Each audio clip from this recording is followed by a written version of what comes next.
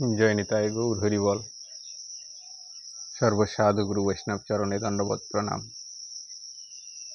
गुरुवे गौरचंद्राय राधिका वै तदालये कृष्णा वै कृष्ण भक्ताय तद्भक्ता वै नमो नमो। শুধু শুধুই ভক্তবিন্দু মায়েরা এবং বাবারা সবাই কেমন আছেন? আশা করি সকলেই ভালো আছেন।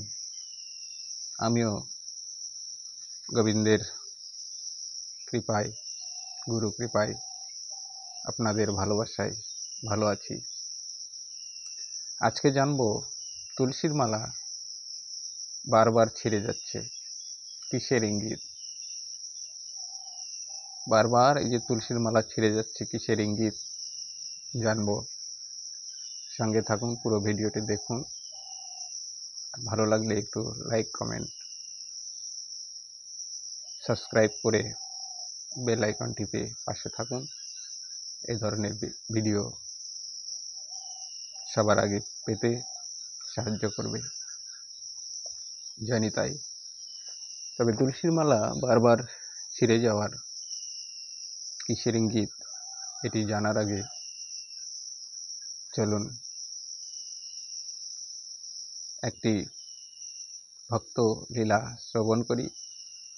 অবশ্যই বলবো তুলসীর মালা কেন বারবার ছিঁড়ে যাচ্ছে, কিসের ইঙ্গিত, কি করব, কিভাবে তুলসীর মালা ধারণ করলে এই বারবার ছেঁড়া থেকে মুক্তি পাবে। তো দেখুন গোবিন্দের লীলা।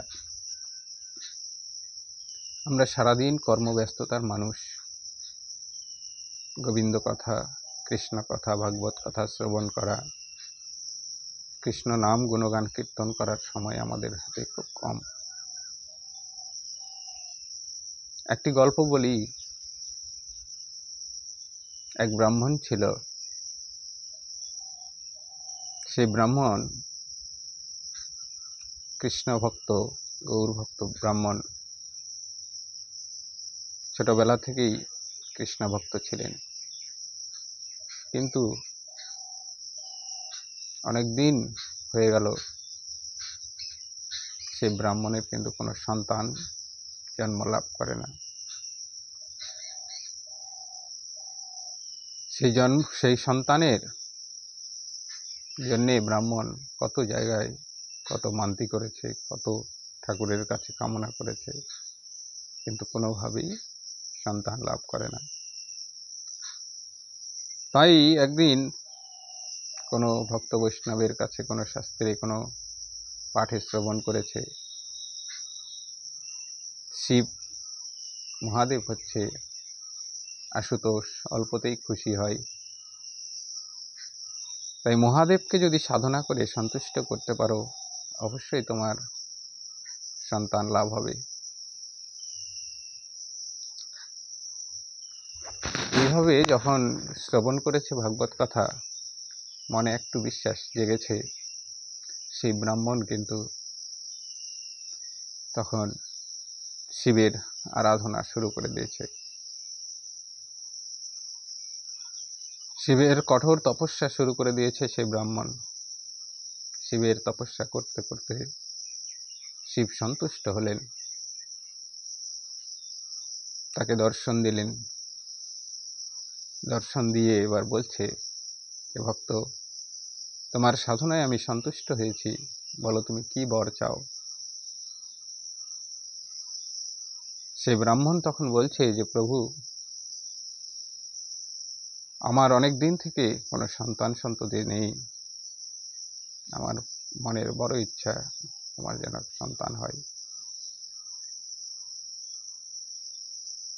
তখন মহাদেব বলছে, সন্তান আমি দিতে পারি, কিন্তু সেই সন্তানের আয়ু হবে মাত্র 5 বছর। কেননা তোমার ভাগ্যরেখায় যে সন্তান আমি দেখতে পাচ্ছি, সেই সন্তানের আয়ু কিন্তু 5 বছর হবে। ব্রাহ্মণ আর কি করবে? বললেন, ঠিক আছে, 5 বছরই হোক, তবুও তো আমার সন্তান হবে। তখন মহাদেব সেই ব্রাহ্মণকে আশীর্বাদ করে চলে গেলেন। ব্রাহ্মণের যথারীতির সন্তান হলো। সেই সন্তানের আয়ু মাত্র 5 বছর, সেটা ব্রাহ্মণ ভালো করেই জানে। সেই ব্রাহ্মণ সেই সন্তানকে নিয়ে কিন্তু তখন, দেখো মোহ কাকে বলে। ভক্ত মানুষের যখন এই কামনা বাসনা মোহ, সংসারের মোহ আসে, তখন কতটা ক্ষতি করে দেখো। সেই সন্তানকে নিয়ে সে তখন তীর্থে তীর্থে ভ্রমণ করতে শুরু করলেন। তীর্থে তীর্থে যখন ভ্রমণ করছেন, ভ্রমণ করতে করতে এক মুনি ঋষির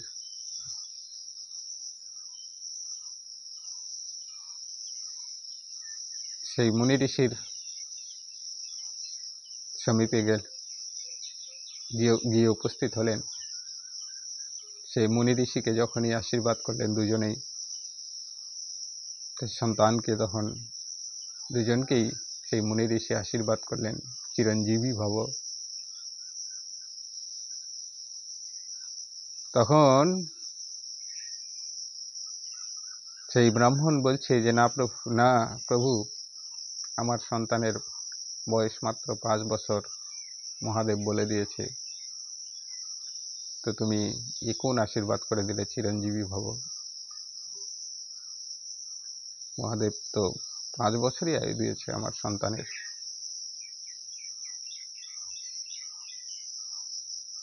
তখন সেই ঋষি বলছে, এ কি করে সম্ভব, আমি তো আশীর্বাদ দিয়ে দিয়েছি, তাহলে তো আমি ফেঁসে গেলাম।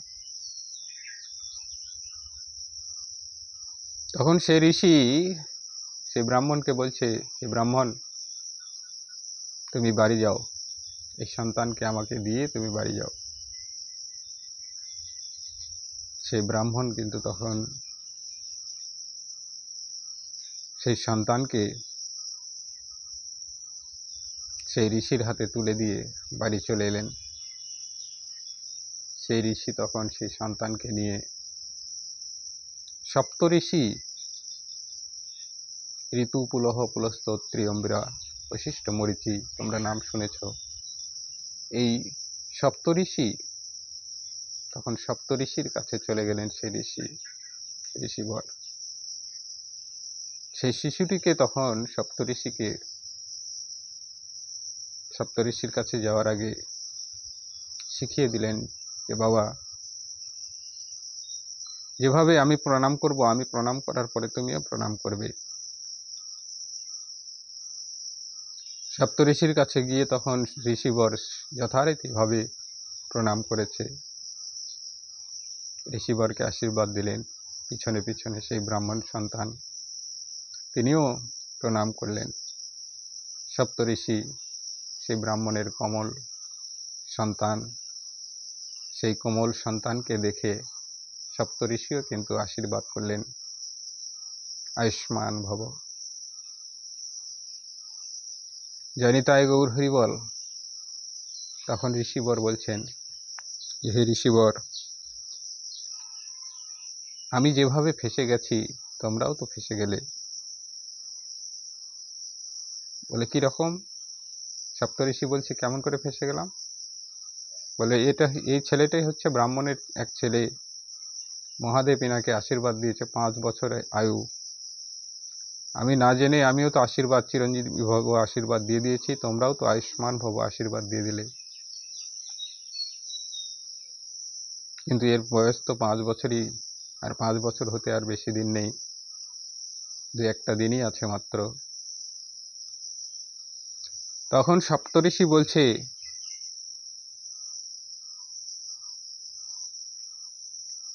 আচ্ছা এরকম ব্যাপার, তাহলে চলুন আমরা সৃষ্টিকর্তা ব্রহ্মার কাছে যাই, এর তো একটা উপায় করতে হবে। তাই সেই ব্রাহ্মণ সন্তানকে নিয়ে 8 জন তখন ব্রহ্মলোকে ব্রহ্মার কাছে যাচ্ছেন। সন্তানটিকে শিখিয়ে দিচ্ছেন যে ব্রহ্মাকে আমরা পরপর প্রথমে প্রণাম করব, তারপরে শেষে তুমিও প্রণাম করবে।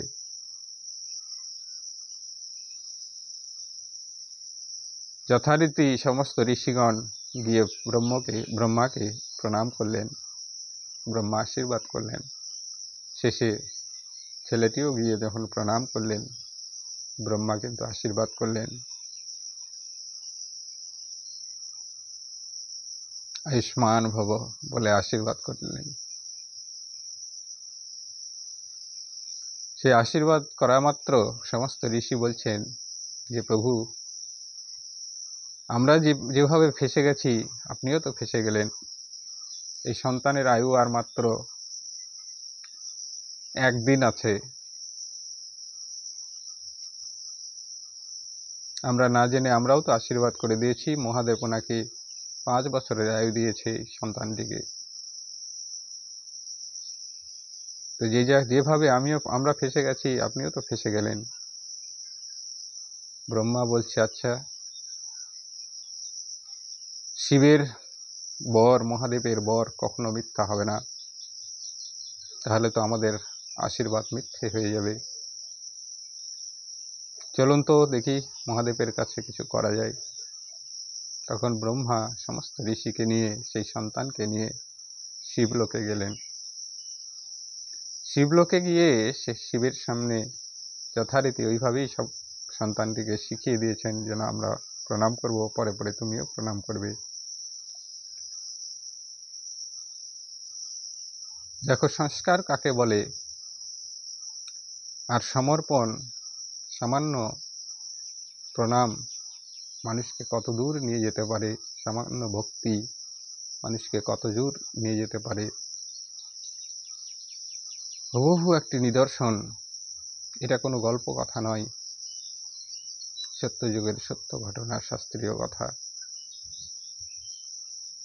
যখন সমস্ত ব্রহ্মা সহ সমস্ত ঋষিগণ প্রণাম করলেন এবং শেষে সেই বালকটিও প্রণাম করলেন,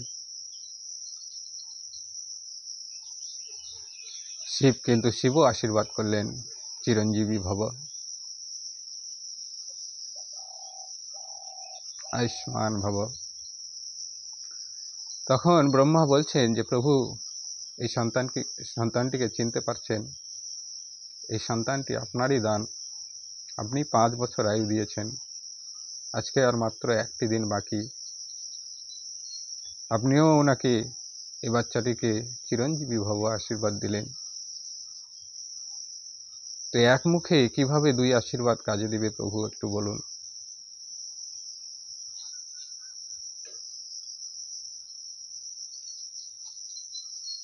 তখন মহাদেব বলছে, হে ব্রহ্মা, এ ঋষিগণ, তোমরা আমার আতিথ্য গ্রহণ করো, আজকে এখানেই থাকো। দেখবে যথারীতি 5 বছর পূর্ণ হলো বালকের, যমরাজ কিন্তু চলে এসেছে নেওয়ার জন্যে। এসে তখন শিবের সম্মুখে দাঁড়িয়ে আছে, মহাদেবকে বলছে, প্রভু, এই সন্তানটিকে দিয়ে দিন।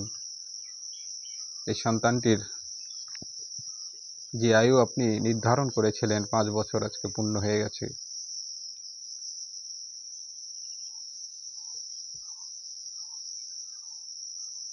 তখন শিব বলছে, হে যমরাজ, আমি 5 বছর বলেছি। এই 5 বছর সংসারের 5 বছর বলেছি, মর্তধামের 5 বছর বলেছি, না আমার 5 বছর বলেছি, সেটা তো তুমি হিসাব করে দেখোনি। একবার চিন্তা করে দেখো তো, আমি কি 5 বছর বলেছি? আমার 5 বছর বলেছি, না মর্তধামের 5 বছর বলেছি? এখানে একটি জিনিস চিন্তা করুন, শিবের 5 বছর প্রচুর,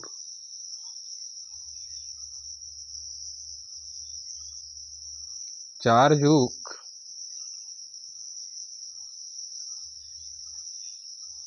ধ্বংস হবে, 4 যুগ পৃথিবী অন্ধকার থাকবে, তারপরে ব্রহ্মার একদিন হয়।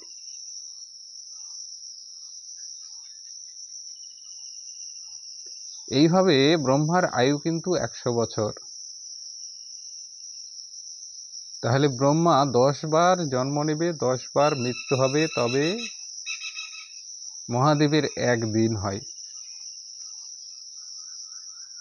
হিসাবটা বুঝুন। তাহলে শিবের যদি, মহাদেবের যদি 5 বছর হয়, তাহলে কতদিন আয়ু হচ্ছে সেই সন্তানের? হিসাব করে কিন্তু যমরাজ বলছে, প্রভু আপনার লীলা অপার, আপনি এই সন্তানকে এতদিনের আয়ু দিয়েছেন, আমি তো মর্তধামের আয়ুর হিসাব করে চলে এসেছি, আমার ভুল হয়ে গেছে, আমাকে ক্ষমা করে দিন বলে যমরাজ কিন্তু ফিরে গেলেন। তখন সেই সন্তানকে শিব, ব্রহ্মা এবং সমস্ত ঋষিদের হাতে তুলে দিয়ে বললেন যে, দেখো, আমি ওনার বাবাকে 5 বছর বলেছিলাম, কিন্তু এই ভক্ত সন্তান অনেক আয়ু নিয়ে এসেছে, এনাকে নিয়ে যাও। এই সন্তান সংসারের কল্যাণ করবে, সংসার জগতের কল্যাণ করবে। তখন ব্রহ্ম সহ সমস্ত ঋষি সেই সন্তানকে নিয়ে এসে সেই ব্রাহ্মণের হাতে তুলে দিলেন। তো আমরা যেটা ভাবি, যেটা বুঝি, সেটা কিন্তু নয়। ভক্তি আর সামান্য একটু প্রণাম, বৈষ্ণব চরণে, ব্রাহ্মণ চরণে, গুরু চরণে, ভাগবত চরণে সামান্য একটু প্রণাম, গোবিন্দ চরণে মানুষকে কত দূর নিয়ে যেতে পারে। এই কথা বলার একটাই কারণ, দেখো, আমরা বারবার যখন তুলসীর মালা করি, তখন হয়তো ছিঁড়ে যায়, আমরা ভাবি এই যে কি যে হচ্ছে, মনের মধ্যে নানা ধরনের প্রলোচনা। তাই তুলসীর মালা যখন গ্রহণ করবে, তখন তুলসীর মালা হাতে বানানো হোক বা কেনা হোক, গঙ্গাজল তুলসী দিয়ে ধুয়ে সেই মালাকে প্রথমে গোবিন্দ চরণে, গোপাল চরণে, গুরুর গলায় দিয়ে, গুরুর চরণে দেবে না, গোবিন্দের চরণে, রাধারানীর চরণে অথবা গোপাল চরণে দিয়ে, অথবা কোনো গোপাল, রাধা, গোবিন্দ কিছু যদি না থাকে, গুরুচরণে গুরুকে দেবে। গুরু সেই মালাটি প্রসাদী করে দেবে। প্রসাদী মালা কণ্ঠে ধারণ করুন, দেখবে একটু পবিত্র থাকার চেষ্টা করুন, দেখবে সেই মালা কখনো ছিঁড়বে না। আর দ্বিতীয় কথা, সুতোর তৈরি মালা ছিঁড়তেও পারে, সেটা নিয়ে চিন্তাভাবনার কিছু নেই। যখনই মালা ছিঁড়ে যাবে, নতুন করে সেটিকে গেঁথে সুতো দিয়ে, শক্ত সুতো দিয়ে গেঁথে অবশ্যই সেই মালাকে শোধন করে গোবিন্দ গোপাল চরণে কিছুক্ষণের জন্য দিয়ে রেখে সেই মালা ধারণ করবে। দেখবে সেই মালার শক্তি এবং সেই মালার ভক্তি আলাদাই লাভ করবে। জয় নিতাই গৌর হরিবল। সঙ্গে থাকুন, এ ধরনের নতুন নতুন জানার কিছু ভিডিও আপনাদের সম্মুখে আমি নিয়ে আসি। আশা করি সকলের ভালো লাগবে। আবারও সবাইকে অনেক অনেক শুভকামনা জানিয়ে আজকের মতো এখানেই বিশ্রামে রাখছি। জয় নিতাই গৌর হরিবল।